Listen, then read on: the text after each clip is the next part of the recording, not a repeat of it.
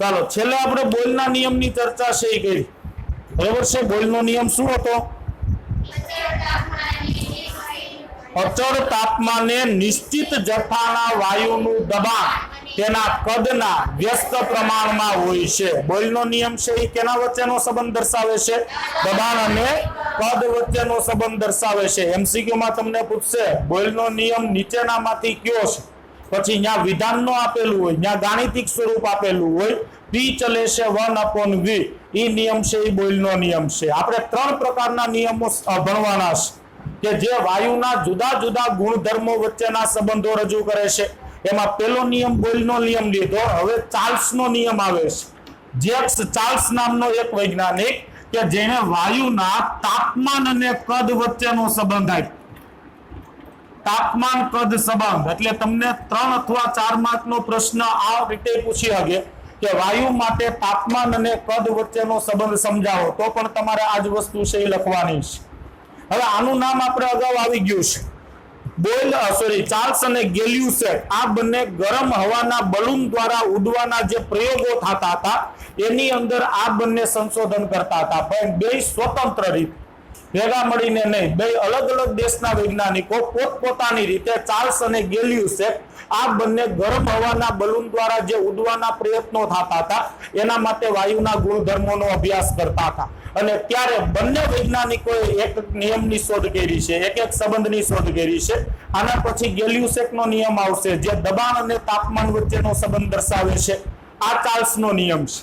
ઘણા બધા પ્રયોગોને આધારે વૈજ્ઞાનિક જેક્સ ચાર્લ્સ એને સાબિત કર્યું કે અચળ દબાણ જો અચળ રાખવામાં આવે, દાખલા તરીકે આ એક બંધ પાત્ર છે, આની અંદર કોઈ વાયુ ભરેલો છે, કોઈ પણ વાયુ હોઈ શકે, ધારી લો કે H2 વાયુ છે, એનો જથ્થો ફિક્સ છે 1 મોલ, એવું જરૂરી નથી 1 મોલ જ રાખવો, 2 મોલ, 1.5 મોલ, 3 મોલ, ઈચ્છા પડે એટલો રાખો, પણ જથ્થો ફિક્સ।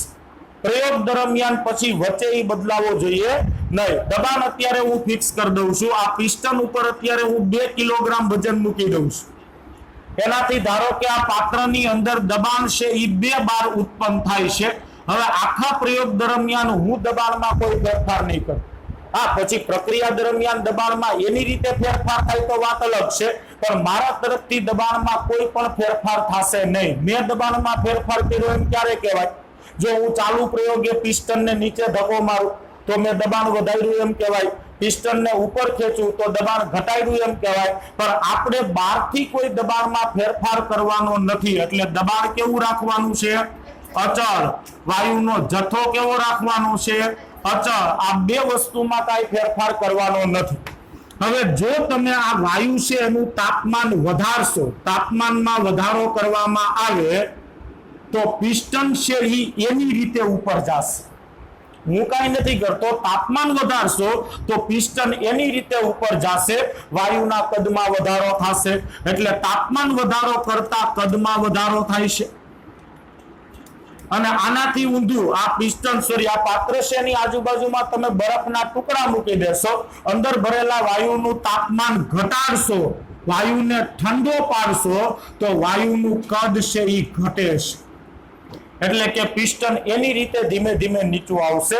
આ વસ્તુની નોંધ ચાર્લ્સે લીધી, ચાર્લ્સે આ વસ્તુ નોંધી કે ભાઈ અચળ દબાણ બહારથી અચળ રાખવામાં આવે, નિશ્ચિત જથ્થાનો વાયુ એક પાત્રમાં લેવામાં આવે, પછી જો એ વાયુનું તાપમાન વધારવામાં આવે તો વાયુનું કદ વધે છે, અને જો તાપમાન ઘટાડવામાં આવે તો વાયુનું કદ છે એ ઘટે છે। આ વસ્તુ તો આપણે વ્યવહારમાં જોતા હોઈએ છીએ। સામાન્ય રીતે 2 વ્હીલ હોય તો 2 વ્હીલમાં કે પછી હોન્ડાની અંદર એક્ટિવામાં તમે શિયાળામાં હવા જુઓ ને તો 35 રાખવામાં આવે, શિયાળામાં છે એ 40 રાખવામાં આવે, ઉનાળામાં 35 રાખવામાં આવે। શું કામ? કારણ કે તાપમાન આધારિત અંદર ભરેલી હવાના કદમાં ફેરફાર થાય છે તો વાયુ જ ને, એટલે આ રીતે વ્યવહારની અંદર આપણે જોતા હોઈએ છીએ।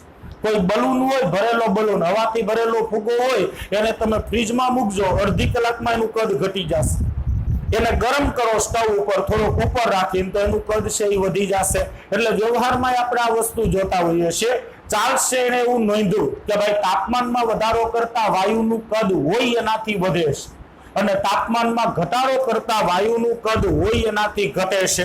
હવે જુઓ, મારી પાસે આ એક વાયુ છે, દબાણ ફિક્સ છે, વાયુનો જથ્થો ફિક્સ છે. અત્યારે ધારી લો કે વાયુનું તાપમાન મેં 0°C રાખ્યું છે. કેટલું રાખ્યું છે? 0°C. ઈ સમયે વાયુનું કદ છે ઈ V0 છે. બરોબર? V એટલે વોલ્યુમ, વોલ્યુમ એટલે કદ. 0 શું બતાવે છે? તાપમાન. કે ભાઈ 0°C તાપમાને વાયુનું જે કદ છે ઈ V0 છે. હવે આ વાયુમાં દબાણ કે જથ્થામાં આપણે કાંઈ ફેરફાર કરતા નથી.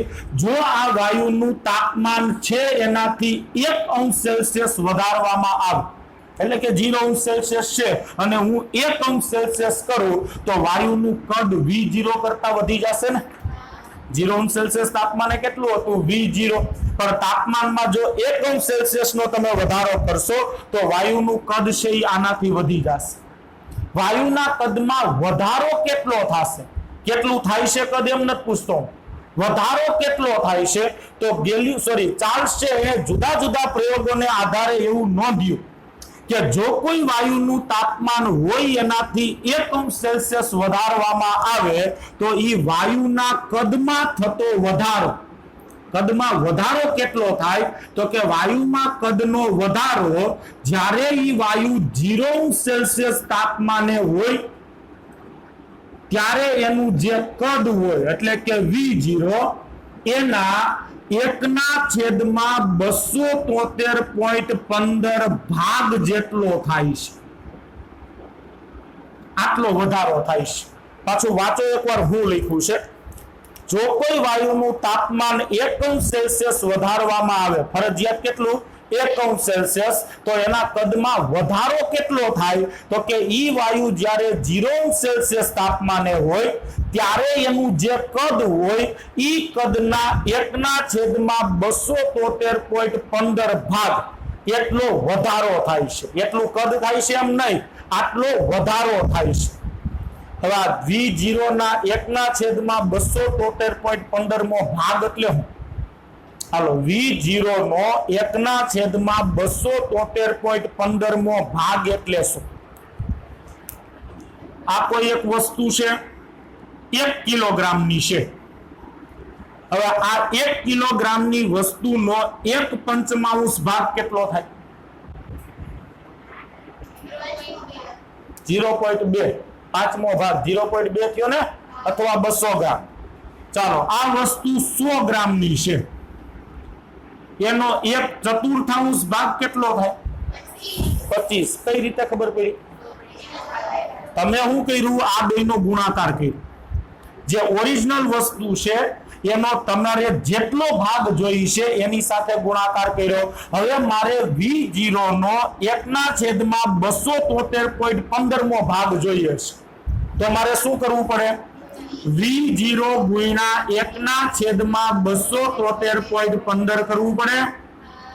તો આ થઈ ગયો કદનો વધારો. આટલો કદનો વધારો થશે જ્યારે તમે વાયુનું તાપમાન 1°C વધારશો ત્યારે.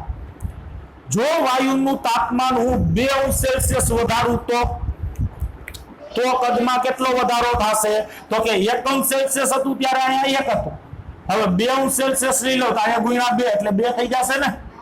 ચાલો, કદમાં હું તાપમાનમાં 5°C નો વધારો કરું તો અહીંયા 5/273.15 થશે.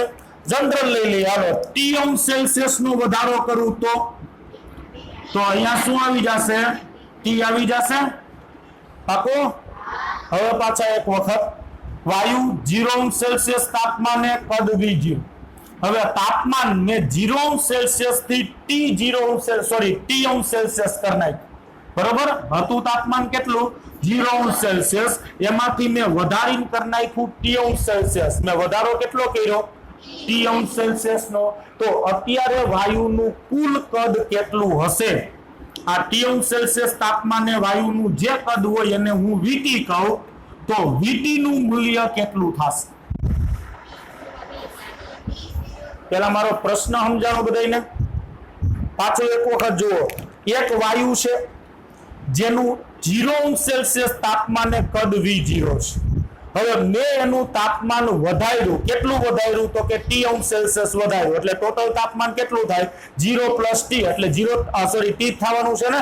તો અત્યારે વાયુનું તાપમાન મેં ટી અંશ સેલ્સિયસ કર્યું, એ સમયે એનું જે કદ છે ને હું વીટી કહું, તો આ વીટી નું મૂલ્ય કેટલું? આટલું તો મૂળ કદ હતું, આટલું તો હતું જ ને, વધારો કેટલો થયો? આટલો V0 * T/273.15 એટલો વધારો થાય ને। તો આટલો વધારો થયો V0 * T છેદમાં 273.15 સમજાણું? આ પાકો? હવે આ બેમાં કોમન શું નીકળશે? ચાલો V0 કોમન લઈ લો તો કૌંસમાં શું વધશે? 1 + T/273.15। ચાલો 273.15 ને અહીંયા ગુણાકારમાં લઈ આવું છું તો VT બરાબર V0 इन ब्रेकेट 273.15 प्लस T छेदમાં 273.15 કન્ફર્મ? આટલું રાખીને આપણે અહીંયા અટકીશ। શું કામ? ગેલ્યુ છે કે એટકો તો સોરી ચાલશે એટકો આટલે પહોંચ્યો પછી આગળ એનું મગજ નહોતું આવતું। આ જ સમયે આ થિયરીનો અભ્યાસ બ્રિટિશ વૈજ્ઞાનિક એક લોર્ડ કેલ્વિન એને આ થિયરીનો અભ્યાસ કર્યો અને આ થિયરીના અભ્યાસ સાથે એને તાપમાનનો એક નવો માપક્રમ રજૂ કર્યો જેને કેલ્વિન માપક્રમ કહેવાય છે। આ કેલ્વિન માપક્રમ કોણે આપ્યો? લોર્ડ કેલ્વિન, બ્રિટિશ વૈજ્ઞાનિક હતો। એને કેલ્વિન માપક્રમ રજૂ કર્યો। આનું બીજું નામ છે નિરપેક્ષ તાપમાન માપક્રમ। એટલે આ નામ આપે તો કેલ્વિનમાં જ તાપમાન થશે। આનો સૌથી વધુ ઉપયોગ ઈ સમયે ઉષ્માગતિશાસ્ત્રમાં થયો એટલે આને ઉષ્માગતિશાસ્ત્ર માપક્રમ પણ કહેવામાં આવે છે।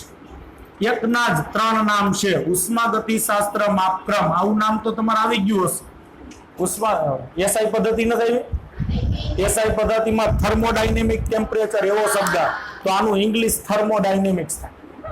ઉષ્માગતિશાસ્ત્ર ગુજરાતી છે, આપણે આખું ચેપ્ટર આવે છે 6થું ચેપ્ટર, ઇંગ્લિશમાં એને થર્મોડાયનેમિક્સ કહેવાય।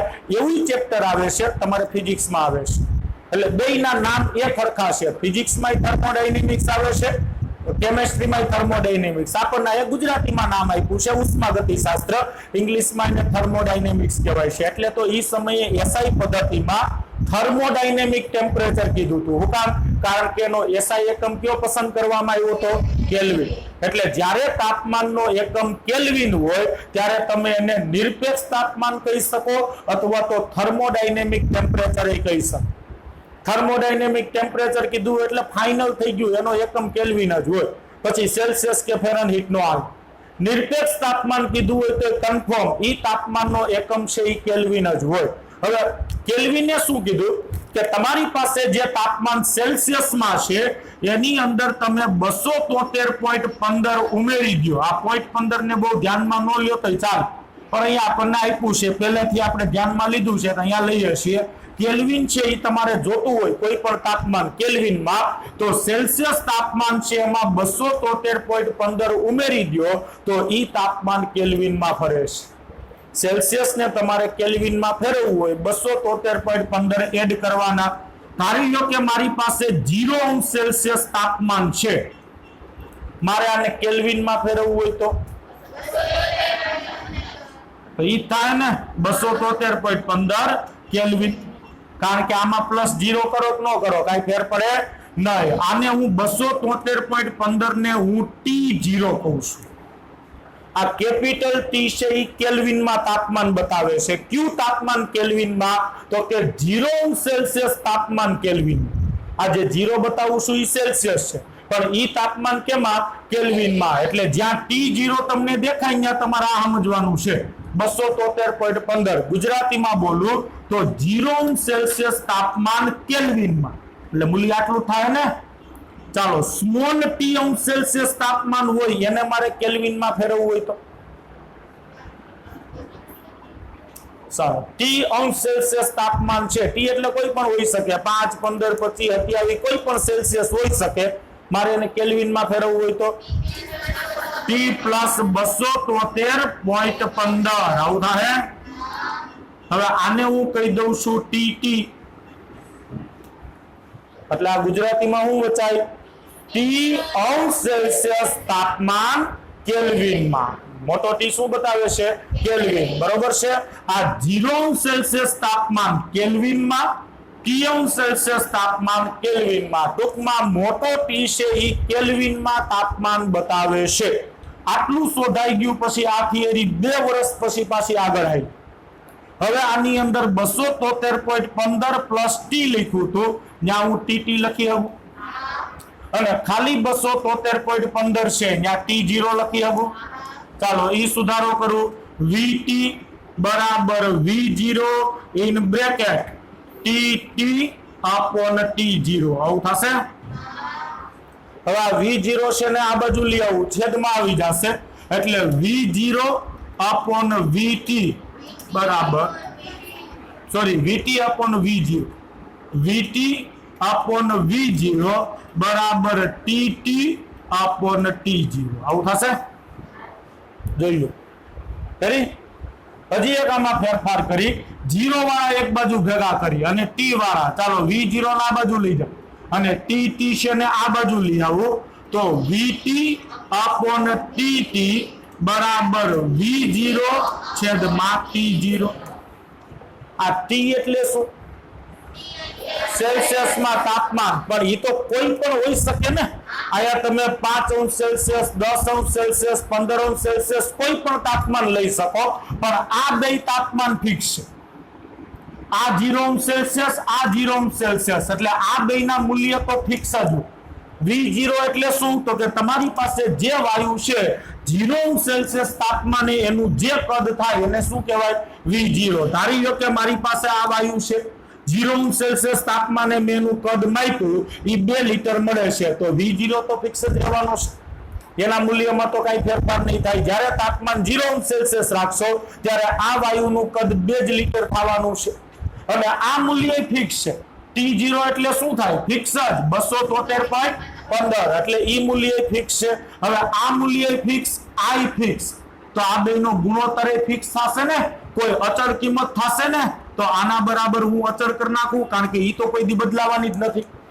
તો એનો મતલબ એવો થયો, અહીંયા તમે કોઈ પણ તાપમાન રાખો, જો ઈ જ તાપમાન તમે અહીંયા રાખશો તો આ ગુણોત્તર તમને એકના એક વાયુ માટે હંમેશા અચળ મળશે. એનો મતલબ શું થયો? આ જ વાયુ માટે ધારો કે 5 અંશ સેલ્સિયસ તાપમાને વાયુનું કદ માપ, અને 5 અંશ સેલ્સિયસ તાપમાનને કેલ્વિનમાં ફેરવીને છેદમાં મૂકો, પછી ઈ જ વાયુનું તાપમાન 10 અંશ સેલ્સિયસ રાખીને એનું કદ માપો, અને 10 અંશ સેલ્સિયસ તાપમાનને કેલ્વિનમાં ફેરવીને મૂકો. વાયુનું 15 અંશ સેલ્સિયસ તાપમાને તમે કદ માપો, 15 અંશ સેલ્સિયસ તાપમાનને કેલ્વિનમાં ફેરવીને મૂકો, તો આ બધાય ગુણોત્તરના જવાબ તમને કેવા મળે? એક સરખા જ મળે. તો આના ઉપરથી ચાલશે કીધું કે V/T બરાબર K. જ્યારે નિશ્ચિત જથ્થાનો વાયુ હોય, એનું દબાણ અચળ હોય, તો કોઈ પણ તાપમાને વાયુનું કદ તમે મેળવો, પછી કદ અપોન તાપમાન ગુણોત્તર લેશો તો એનું મૂલ્ય તમને હંમેશા અચળ મળશે. હજી આગળ T ને આ બાજુ લઈ આવીએ તો V બરાબર K into T આવું થશે. હવે બરાબર ને અચળાંક દૂર કરીએ, શું મૂકીએ? ચલન. તો V ચલે છે T થશે ને. આ નિયમને ચાર્લ્સનો નિયમ કહેવામાં આવે છે, પણ અહીંયા 2 શરત આપણે મૂકી છે, પાછા ભૂલી ન જાતા. એક P અચળ રહેવું જોઈએ અને N અચળ રહેવો જોઈએ, તો V ચલે છે T થાય. આના ઉપરથી ચાર્લ્સના નિયમનું વિધાન સાંભળજો બરાબર. સાચું બોલું છું ખોટું એ તમારે કહેવાનું છે. અચળ દબાણે નિશ્ચિત જથ્થાના વાયુનું કદ તેના તાપમાનના વ્યસ્ત પ્રમાણમાં હોય છે. ખોટું બોલો? પાછું એકવાર સાંભળજો. અચળ દબાણે નિશ્ચિત જથ્થાના વાયુનું કદ તેના તાપમાનના સમપ્રમાણમાં હોય છે. ખોટાવાળું કોઈ છે? તો હું ખોટું બોલ્યો, તો હું એકલો હું ખોટું બોલ્યો છું. આયા તાપમાન કેલ્વિનમાં છે ને, તો ખાલી તાપમાન ન બોલી શકું, ત્યાં મારે ફરજિયાત નિરપેક્ષ તાપમાન બોલવું પડે. શું કામ? કારણ કે આ એવું કહે છે કે જો તાપમાન બમણું થાય તો કદ બમણું થાય, અને તાપમાન છે એ અડધું થાય તો કદ અડધું થશે, પણ તાપમાન કેલ્વિનમાં બમણું થાય ને તો કદ બમણું થાય. એક વાયુ 25 સેલ્સિયસ તાપમાને છે, એનું કદ 2 લિટર છે. હવે ઈ વાયુનું તાપમાન હું 50 સેલ્સિયસ કરી નાખું તો કદ 4 લિટર થાય કે ન થાય? તો એનો મતલબ સેલ્સિયસમાં તાપમાન હોય ત્યારે કદ સમપ્રમાણમાં નથી. અહીંયા મેં સેલ્સિયસમાં તાપમાન બમણું કહ્યું, પણ કેલ્વિનમાં બમણું થયું હશે? ગણ નાખો જી. કેલ્વિનમાં 25 સેલ્સિયસ એટલે કેટલું? 298 કેલ્વિન, અને 50 સેલ્સિયસ એટલે કેટલું? 323 કેલ્વિન. જો જી કેલ્વિનમાં બમણું થયું તો કદ બમણું નહીં થાય. આ વસ્તુ ખોટી છે. જ્યારે તાપમાન કેલ્વિનમાં બમણું થાય ને તો કદ બમણું થાય. કેલ્વિનમાં તાપમાન અડધું થાય તો કદ અડધું થાય. અહીંયા કેપિટલ ટી છે એ કેલ્વિન તાપમાન દર્શાવે છે, એટલે ત્યાં તમારે ચોખવટ કરવી પડે. ભાઈ આ સંબંધ સાચો છે, પણ જો તમે નિરપેક્ષ તાપમાન લ્યો તો સેલ્સિયસમાં, ફેરનહીટમાં નહીં, માત્ર કેલ્વિન માટે. વાયુનું તાપમાન 200 કેલ્વિન હોય, કદ 2 લિટર હોય. તાપમાન 400 કેલ્વિન કરો એનું કદ 4 લિટર થશે. વાયુનું તાપમાન 200 કેલ્વિન હોય, કદ 2 લિટર હોય. તાપમાન 100 કેલ્વિન કરો, કદ 1 લિટર થશે જ, અડધું થઈ જશે, પણ કેલ્વિનમાં હોય તો. એટલે ચાર્લ્સનો નિયમ પાછો એક વખત સાંભળજો. આમાંથી એક શબ્દ ખાઈ ગયા એટલે આખું માર્ક ઉડી જાય. અચળ દબાણ નિશ્ચિત જથ્થાના વાયુનું કદ તેના નિરપેક્ષ તાપમાનના સમપ્રમાણમાં હોય છે. ફરજિયાત શું બોલવું પડે? નિરપેક્ષ તાપમાન. હવે આના ઉપરથી એક દાખલાનું સૂત્ર મેળવી લેજો. દરેક પરિસ્થિતિમાં V/T બરાબર કે થાય ને? દરેક પરિસ્થિતિમાં હા P અચળ હોવું જોઈએ અને N અચળ હોવું જોઈએ. ધારી લો કે મારી પાસે કોઈ વાયુ છે, અત્યારે એનું તાપમાન T1 છે, કદ V1 છે, તો V1/T1 બરાબર કે લખી શકું? હવે એ વાયુનું તાપમાન હું T1 માંથી T2 કરી નાખું છું તો કદ V1 જ રહે, એ હું થઈ જાય V2. તો નવી પરિસ્થિતિ માટે હું લખી શકું V2/T2 બરાબર કે, બરાબર ને? હવે જમણી બાજુ સરખી હોય તો ઓટોમેટિક ડાબી બાજુ કેવી થાય? સરખી. એટલે યાદ રાખજો V1/T1 બરાબર V2/T2. જો આ 4 માંથી 3 વસ્તુ તમે જાણતા હોય તો ચોથી વસ્તુ છે એ તમને મળી જશે. બરાબર? આ ચાર્લ્સનો નિયમ છે. એક તાપમાને વાયુનું કદ છે તો બીજા તાપમાને તમે એ જ વાયુનું કદ છે એ મેળવી શકો છો. આના ઉપરના દાખલા છે એ આવશે. તો આના દાખલા બસ તમારા સૂત્રમાં ખાલી કિંમતો છે એ મૂકવાની છે. છેલ્લા આપણે એક નાનો એવો દાખલો છે એ જોશું. હજી પ્રશ્ન અધૂરો છે. આ સુધીનું કન્ફર્મ થયો? હવે એક આલેખની થોડીક માહિતી.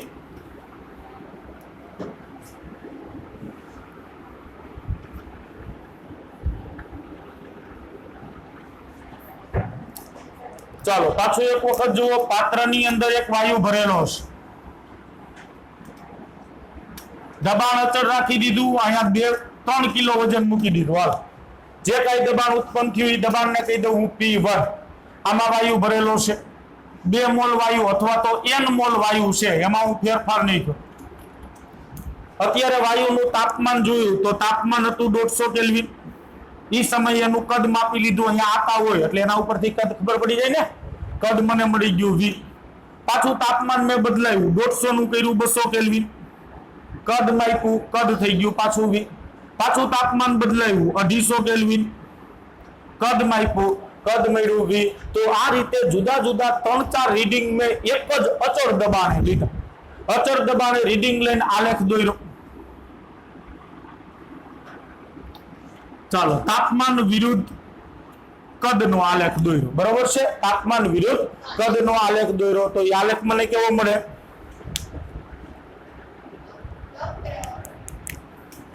V ચલે છે T. સુરેખ મળશે. બે સમપ્રમાણમાં છે ને. જેમ કદ બમણું થાય એમ તાપમાન બમણું થાય છે. કદ 3 ગણું તો તાપમાન 3 ગણું, તો સીધી રેખા જ મળશે ને. ચાલો આ આલેખ ઉગમ બિંદુમાં પસાર થાય? નો થાય, કારણ કે ઉદ્ગમ બિંદુ એ કદ શું હોય? 0. વાયુનું કદ કઈ 0 તો આપણે કરતા નથી. એટલે આ આલેખ છે એ સામાન્ય રીતે આ રીતે મળે. અડધેથી, બરોબર? જેટલું તમારી 150 કેલ્વિન રાખ્યું છે ત્યાંથી આલેખ છે એ તમને મળે. આ આલેખ મેં મેળવો છે P1 દબાણ. ક્યાં દબાણે મેળવો? P1 દબાણે. પાછી આ જ પરિસ્થિતિ, દબાણ બદલાવી નાખું, P2 1 કિલો મૂકી દઉં અથવા આમાંથી 1 કિલો લઈ લઉં છું.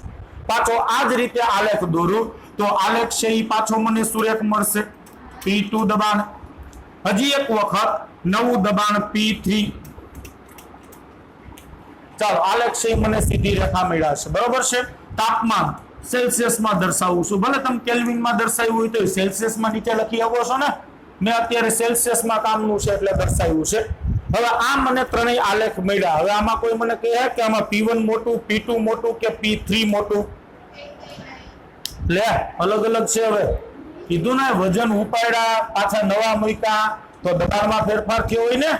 અહીંયા મેં ત્રણ આલેખ ભેગા દર્શાવી દીધા છે. આ P1 દબાણે જે પ્રયોગ કર્યો એનો આલેખ છે, આ P2 દબાણે અને આ P3 દબાણે. તો હવે આ તરણેતરમાં મોટું કોણ હશે, નાનું દબાણ કયું હશે? આવા MCQ તમને પૂછશે તો એનો જવાબ કોણ બોલશે? P1 નાનું, P3 મોટું. આ બાજુ કોઈને કઈ બીજું કેવું હોય તો આવું પેલા તો બોલ્યો તો યાદ છે? બોલે શું કીધું તું? P ચલે છે 1/V.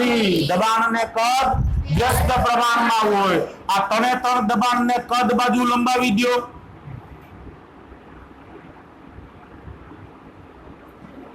લંબાવી દીધા તો સૌથી નાનું કદ અહીંયા મળ્યું ને. નીચેથી ઉપર જાય એમ કદ વધતું જાય તો જ્યાં કદ સૌથી નાનું ત્યાં દબાણ સૌથી મોટું. P3 સૌથી મોટું દબાણ થશે. જેમ કદ વધતું જશે એમ દબાણ છે એ ઘટતું જશે. એટલે નાનું P2 અને એનાથી નાનું P1. એટલે આ રીતે તમે દબાણ અને કદ વચ્ચેના સંબંધ ઉપરથી આ મેળવી શકો છો. હવે આ આલેખ છે એને x અક્ષ સુધી લંબાવી, x અક્ષ સુધી આંબી જાય એ રીતે ત્રણેતર આલેખ છે ને સીધી રેખામાં તમે લંબાવી દો તો આ ત્રણેતર આલેખ છે એ એક જ બિંદુએ છેદે છે. હજી x અક્ષ લંબાવી દો.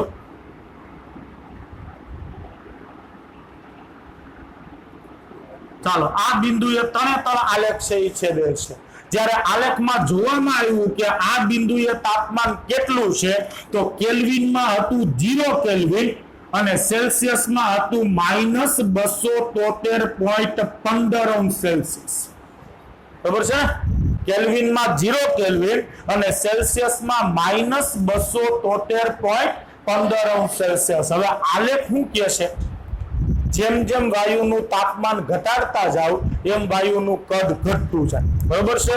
તાપમાન ઘટાડીને તમે 0 કેલ્વિને પહોંચાડી દેશો ત્યારે ઈ વાયુનું કદ 0 થઈ જશે. કદ 0 થઈ જાય. તાપમાન 0 કેલ્વિને પહોંચાડી દો ત્યારે કદ શું થઈ જશે? 0 થઈ જશે. આવું હું નથી કહેતો, આલેખ કહે છે. સાચું કહે? કોઈ વાયુના કદ 0 થાય? હવે આ પાત્રમાં મેં n મોલ વાયુ ભરેલો છે ને, તમે ગમે એટલું તાપમાન ઘટાડો તો આમાં ભરેલા વાયુનું કદ 0 થાય? કદ 0 એટલે એનો મતલબ આમાં વાયુ જ નથી. પણ આપણે તો n મોલ ભરેલો છે, આપણે તાપમાન ઘટાડવાનું કામ કરીએ છીએ. આપણે કઈ વાયુ છે ને અંદરથી બહાર નથી કાઢતા કે બહારથી અંદર નથી કાઢતા. તો આવું શું કામ કહે છે આલેખ? આ ચાલશે હું ખોટું બોલ્યો તને? આ ચાર્લ્સનો આલેખ છે. આલેખ એમ કહે છે જો તાપમાનને 0 કેલ્વિન સુધી લઈ જાઓ તો ઈ આલેખ છે, સોરી અહીંયા y અક્ષનું મૂલ્ય 0 થઈ જાય. y અક્ષ એટલે કદ છે તો કદનું મૂલ્ય અહીંયા 0 થઈ જાય. આલેખ એવું કહે છે કે જો તમે વાયુનું તાપમાન ઘટાડીને -273.15 સેલ્સિયસે લઈ જાઓ તો ઈ 0 કદ ધરાવે છે. તમારી બુકમાં એમ લખ્યું છે આ અર્થપૂર્ણ નથી, એટલે આનો કોઈ અર્થ નીકળતો નથી. આ વસ્તુ ખોટી છે. કોઈ પણ વાયુનું કદ 0 તો થાય જ નહીં. ભલે કાંઈક મળશે અતિ અલ્પ પ્રમાણમાં, કાંઈક મળશે પણ હાવ 0 તો ન થાય. અને આલેખ તો એમ કે છે હાવ 0 થી y અક્ષ ઉપર, સોરી x અક્ષ ઉપર y અક્ષનું મૂલ્ય શું હોય? 0 હોય. તો આપણે તો x અક્ષ ઉપર આવી ગયા છે તો x અક્ષ ઉપર y અક્ષ ઉપર જે રાશિ લીધી હોય એ 0 માં જ હોય છે. આવું શું કામ થયું? એનું કારણ છે ચાલશે એને નિયમ કોના માટે શોધ્યો? વાયુ માટે. બરાબર છે? હવે કોઈ પણ વાયુને તમે આટલા નીચા તાપમાને લઈ જાવ ને એટલે એ વાયુ રહે જ નહીં. એનું પ્રવાહીકરણ થઈ જાય અથવા તો એ ઘનમાં ફેરવાઈ જાય છે. આટલા નીચા તાપમાને વાયુ અવસ્થા શક્ય જ નથી. એક વખત વાયુ પ્રવાહીમાં ફેરવાઈ ગયો કે ઘનમાં ફેરવાઈ ગયો પછી એને ચાર્લ્સને શું લેવા દેવા? ચાલશે તો વાયુ માટે નિયમ આપ્યો છે ને. તો જ્યાં સુધી વાયુ હતો ત્યાં સુધી નિયમનું પાલન કરતો કે એનું તમે તાપમાન બમણું કરો કદ બમણું થાય, તાપમાન અડધું કરો કદ અડધું થાય. એ વાયુ હતો ત્યાં સુધી પાલન કરતો હતો. પણ જો એ પ્રવાહીમાં ફેરવાઈ જાય કે ઘનમાં ફેરવાઈ જાય તો પછી ચાર્લ્સનો નિયમ એને લાગુ પડતો નથી. એટલે પછી તમે જે પરિબળ શોધો છો એને લાગુ ન પડે, એ ખોટું પડે છે. આમ જેમ દબાણ ઊંચું રાખી અને બોયલના નિયમનું પાલન નથી થતું એમ તાપમાન નીચું રાખો તો ચાર્લ્સના નિયમનું પાલન નથી થતું. આ બે લાઈનને યાદ રાખજો. આગળ આ ચેપ્ટરમાં થિયરીમાં જરૂર પડશે. બોયલના નિયમમાં આપણે કીધું હતું કે જેમ દબાણ ઊંચું હોય એમ વાયુ માટેનો આલેખ સુરેખ મળવાને બદલે અટપટો મળવા મળે છે, સીધી રેખા નથી મળતી. એનો મતલબ કે ઊંચા દબાણે કોઈ વાયુ બોયલના નિયમનું પાલન કરતા નથી. એવી જ રીતે અહીંયા બીજું એક વાક્ય બોલું છું, નીચા તાપમાને કોઈ પણ વાયુ ચાર્લ્સના નિયમનું પાલન નથી કરતા. બાકી પાલન કરતા હોય તેનું કદ 0 થઈ જવું જોઈએ, જે શક્ય જ નથી. જો કે આપણે અહીં સુધી પૂગ્યા નથી કોઈ. મેં શરૂઆતમાં જ વાત કરી હતી બીઈસી અવસ્થા, બોઝ-આઇન્સ્ટાઇન કન્ડેન્સેટ. આપણી પાસે એવા કોઈ સાધનો નથી કે આપણે 0 કેલ્વિન તાપમાન ઉત્પન્ન કરી શકીએ. આ એક થિયોરેટિકલી સૈદ્ધાંતિક રીતે મળેલું પરિણામ છે. પણ આ તાપમાને વાયુ પ્રવાહીમાં ફેરવાશે અથવા ઘનમાં ફેરવાશે, વાયુ અવસ્થામાં નહીં રહે એ કન્ફર્મ છે. એટલે નીચા તાપમાને કોઈ પણ વાયુ ચાર્લ્સના નિયમનું પાલન કરતા નથી. અહીંથી એક વ્યાખ્યા અસ્તિત્વમાં આવી કે જે તાપમાને વાયુનું કદ 0 માનવામાં આવે છે, હોય નહીં પણ સૈદ્ધાંતિક રીતે 0 માનવામાં આવે છે, એ તાપમાનને નિરપેક્ષ શૂન્ય તાપમાન કહેવામાં આવે છે. નિરપેક્ષ શૂન્ય તાપમાન, આવો શબ્દ તમે ઘણીવાર સાંભળ્યો હશે. નહીં સાંભળ્યો હોય તો હવે સાંભળશો. કોઈ પણ જગ્યાએ નિરપેક્ષ શૂન્ય તાપમાન શબ્દ આવે એટલે તમારે એને 0 કેલ્વિન સમજવાનું છે અથવા -273.15°C. તમને MCQ માં પૂછશે કે નિરપેક્ષ શૂન્ય તાપમાન એટલે ખાલી જગ્યા, પછી ઓપ્શન જોવા કા 0 કેલ્વિન હશે કા -273.15°C હશે. આ બે નહીં હોય તો ફેરનહીટમાં તાપમાન આપ્યું હશે તો ફેરનહીટમાં ફેરવતા આવડે ને. સેલ્સિયસ ને કેમાં ફેરવી દેવાનું છે? ફેરનહીટમાં. ફેરનહીટનું સૂત્ર છે તમારી પાસે આ રીત, બરોબર છે. હવે કદાચ કેલ્વિનમાં તાપમાન હોય ને એને ફેરનહીટમાં ફેરવવું હોય તો તમારી પાસે કેલ્વિનમાં તાપમાન, આના દાખલા આવશે એટલે તમારે તાપમાન એમાં કેલ્વિનમાં જ મૂકવાનું છે. તમારી પાસે ફેરનહીટમાં તાપમાન છે ને કેલ્વિનમાં ફેરવવું છે તો આ એક રસ્તો ઈ છે. કેલ્વિનમાં ફેરનહીટમાં તાપમાન છે એને સેલ્સિયસમાં ફેરવી નાખો અને પછી કેલ્વિનમાં. જો વાયા ન થવું હોય તો આપણી પાસે એક સંબંધ છે, અંશ સેલ્સિયસ બરાબર કેલ્વિન, ઊંધો સંબંધ લઈ, કેલ્વિન બરાબર અંશ સેલ્સિયસ પ્લસ 273, બરોબર ને. 0.15 ને અવગણી તો આ 273 પ્લસ છે, આ બાજુ આવશે તો માઇનસ. તો કેલ્વિન -273 બરાબર અંશ સેલ્સિયસ થાય ને. તો આપણું ઘરનું સૂત્ર બનાવીએ. અહીંયા અંશ સેલ્સિયસ ની જગ્યાએ આ મૂકી દઉં તો ફેરનહીટ બરાબર 9/5 કે -273 પ્લસ 32. તો આ સંબંધ મળી ગયો ફેરનહીટ અને કેલ્વિન વચ્ચે. 2011 IEEE માં પૂછાયેલું સૂત્ર, કેલ્વિન અને ફેરનહીટ વચ્ચેનો સંબંધ. એમાં જવાબ આવા બુકમાં ન આપ્યા હોય, એ આપણે બુદ્ધિ આપવાની હોય, બરોબર. કે બે સંબંધ છે તો ત્રીજો છે એ ઓટોમેટિક મળી જશે. ક્લિયર? આમાં કોઈને વાંધો? ચાર્લ્સનો નિયમ આયા પૂરો. એક દાખલો આપ્યો છે, જોઈ લઈ ફટાફટ. કોયડો 5.2. પેસિફિક મહાસાગરમાં એક જહાજ તરે છે, ત્યાંનું તાપમાન, પેસિફિક મહાસાગર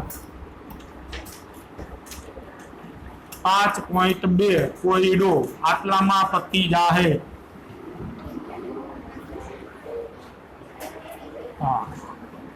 ચાલો, આને લોભ નો કહેવાય, કરકસર કહેવાય. જોઈએ છે એટલી જગ્યા મળી છે. પેસિફિક મહાસાગરમાં તરતું એક જહાજ જેનું તાપમાન કેટલું આપ્યું છે? 23.4 અંશ સેલ્સિયસ. એકમ ખાસ અગત્યનો છે.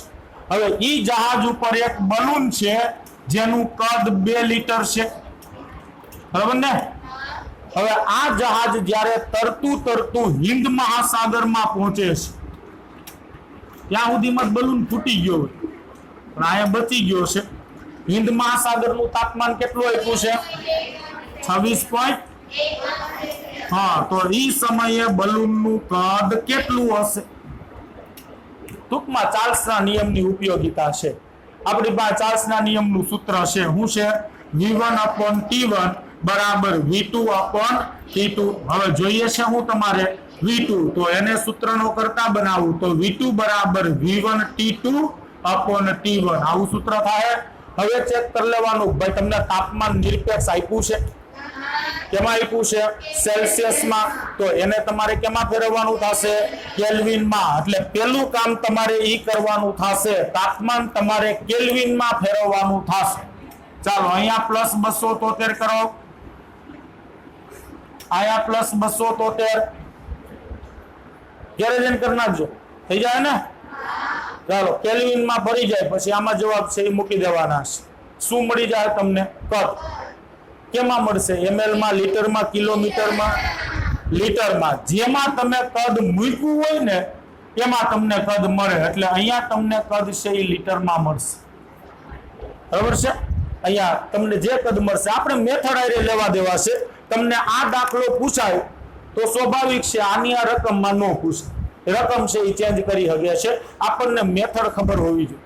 અત્યારે દાખલા હાવ ઈઝી લાગશે. પેલા બોયલના નિયમમાં એક કોયડો જોયો, ચાર્લ્સના નિયમમાં એક કોયડો જોયો, એકાદો ગેલિયુસેકમાં જોવું, એકાદો એવોગાડ્રો આંકમાં જોશું, એકાદો સંયુક્ત વાયુ સમીકરણમાં જોશું, એકાદું અવસ્થા સમીકરણમાં જોશું. પછી બધાને ભેગા કરશું તો એ ખબર પડશે કયા દાખલામાં કયું સૂત્ર વાપરવું ને એ ખાસ સમજવું જરૂરી છે. અત્યારે બસ એક સૂત્ર આવેલું છે તેના ઉપરનો દાખલો છે. ઓલું 7-8 સૂત્ર ભેગા થાય ને પછી 2 વાર દાખલાની રકમ વાંચશો તો એ ખબર પડશે કે અહીંયા કયું સૂત્ર લાગે. કઈ દાખલામાં ન કીધું હોય કે બોયલના નિયમનો ઉપયોગ કરવો, ગેલિયુસેકના નિયમનો, એ તમારે પસંદ કરવાનું. એટલે આના દાખલા થોડાક અટપટા સૂત્ર આધારિત છે, સૂત્ર યાદ રાખવા જરૂરી છે. બરાબર? અહીંયા સુધી રાખીએ છીએ.